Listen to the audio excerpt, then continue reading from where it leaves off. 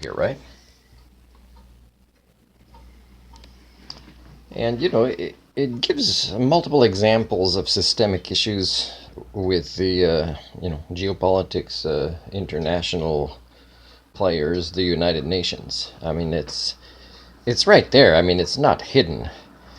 For example, if the USA doesn't support the ICC, and yet they're one of the five key players that can veto things, there's something wrong there, right? The only way the UN could work, let's say, with the Rome, what do you call it? The Rome Statute. I'm not sure what it's called. Is if every country uh, is involved, but that means that even if a country chooses not to be a member of the United Nations, they are still susceptible to what we can define as, human rights or morals or ethics or, what we believe is good. Now, unless these countries choose not to be members of the United Nations by presenting documents that's even higher at the level of sentience and sapience for what a new charter of human rights would be, sure, they should then kind of be taken seriously for why they might have refused to become members. But no country, even if they refuse, should be excluded from these principles. Because if not, for example, the USA will use them as a player to do things, and then they'll be kind of scot-free, right? So you can't have geopolitics without including everything related to the failed people primate species. They can't be exceptions. So even if the USA was not, or the other top five, of the Security Council members, they're still in it. And also, and of course, it wouldn't be hard to enforce it because the other nations together are big. That's how evil doesn't grow, is when the majority are very much proactively minimizing impunity. So we're nowhere near this as a species. Okay, we're nowhere near the concept of a stable proto-civilization. Now, when you listen to this and you kind of reference your life when you try to seek justice in your life, and you get so nuts that it's not working that you buy a gun, or you start believing in supernatural karma to take care of justice, or whatever it is, because you're starting more and more to find out there's no hope anywhere with our species. Keep listening to me. Don't give up yet. There is hope with our species, but it rests in something none of you can think about, or none of you respond to me about having a discussion over it.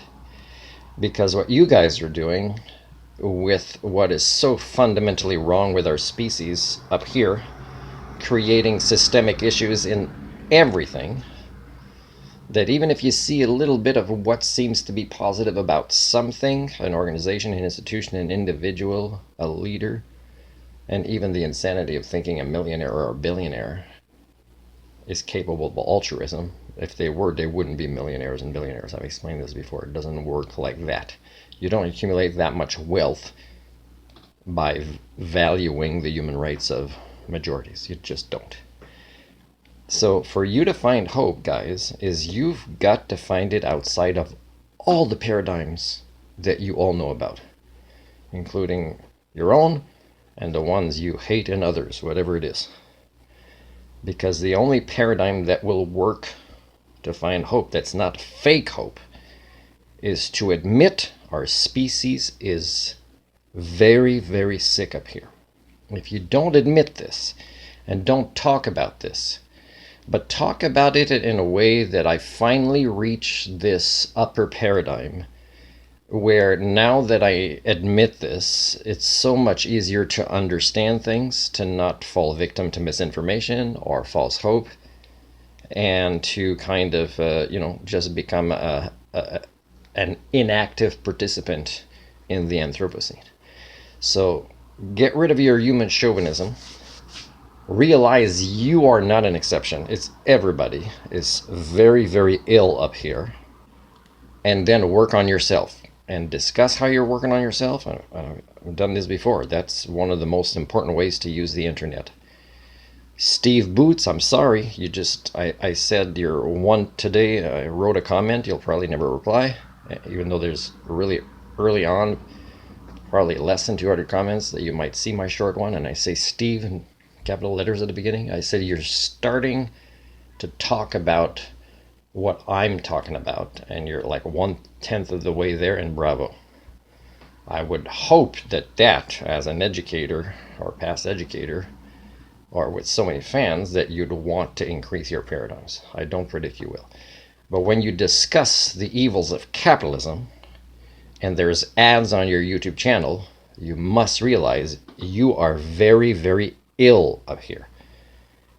Now, your illness is maybe not as advanced, or you think you'll be successfully fighting it off, but you won't. Because again, whatever hope you think you're seeing or are offering others is within the paradigms of systemic issues. You've got to break all these paradigms down. In my song I rewrite, the Kenny Rogers, I say we have the proof that economics is wrong. All kinds, all forms or ideologies are all ways of having the magical paradigm. Okay, and I'm watching again things about budgets of countries like Canada, and it's so plain that it's an evolutionary dead end. Whether we're at the top or average compared to other similar countries, it's an evolutionary dead end. It doesn't work. That paradigm doesn't work. Debt increases, and when you try to kind of minimize it, you create other issues to solve either very soon or not that late in your life. So if you can't see this, that all of these paradigms are screwed up, and there's no solutions of hope in them, but that you actually have to look at things in a totally different way, and it starts with how ill we are as a species, and discussing it as much as possible, and understanding it as much as possible. And when you do that, you'll be kind of starting to go against the river. You're a little bit less likely to raise your kids to be part of the norm that has these accelerating illnesses and pathologies based on human domestication syndromes, making them unable to use the higher functions of their brain, and therefore problem solve, and therefore fake hope. Okay, so here's one thing. Like the idea of Robin Hood, right? Stealing from the rich and giving to the poor. Do you know, I'm not even sure that it's possible. For example, if somebody becomes very good with computers and steals from the very rich, who are somehow doing a hostile takeover of a lot of governments of the world, okay? And then how do you give it to the poor? Well, for example, I can't think of a way you could somehow distribute it to the average person in a fair way. And a fair way often sometimes is using random. If not everybody gets it, you use random. It's the only way in a super complex world. But the other thing is, you might think, oh, we'll give it to Amnesty International or Greenpeace or whatever. Well, no offense, but if it's known, and it will likely be, that the rich people's money went there, they'll be able to get it back, as compared to giving it to a super large number of people, which should be everybody that's poor, and that's more and more becoming the majorities of citizens of all countries of the world, even the ones you might think are where you want to move because you suffer from the grass is greener on the other side, when it's not true. Because it's a species issue. There's no boundary that's fictional that you cross where you're in another country and our species acts differently there, especially if the internet is there, okay? So they've been infected with all of these illnesses. But let's say you receive some of this money, okay? Let's say everybody in Canada would get a surprise gift, and it's all like somebody programmed these AIs to be brilliant at doing this. It keeps stealing money from the rich because they control these systems, and AI can access these systems. And then let's say the poor get a various amount of, let's say, $11,000 a year.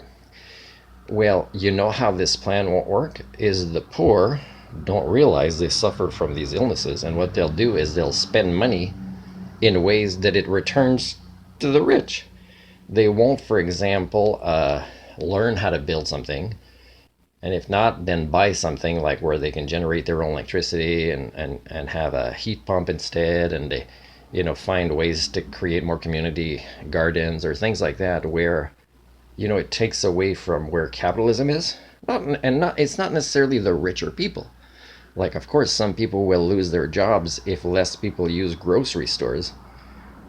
But what do they do when they spend the money of these jobs? Again, it goes back to the bad guys and accelerates the wrong things. So if they lose their jobs at a grocery store, chances are they'll go into a community and work in these ways that is often just bartering or volunteerism, but it gets them food. It gets them more knowledge. It gets them stimulated brains, more physically healthy bodies, which means, again, you don't access the medical system so much. You don't need to take a program where you learn so little compared to just going on a farm somewhere and spending a lot of time there and asking questions and observing. So this is what you need to do. You need to be proactive with your lives in totally different paradigms. But it starts with admitting that you are no exceptions, and nobody that you want to think will provide hope if you vote for them instead, or if only it was like this and I moved to that other place. No, it's not there, the hope. It's all fake hope. The only real hope is totally giving up all the paradigms where you think the hope is.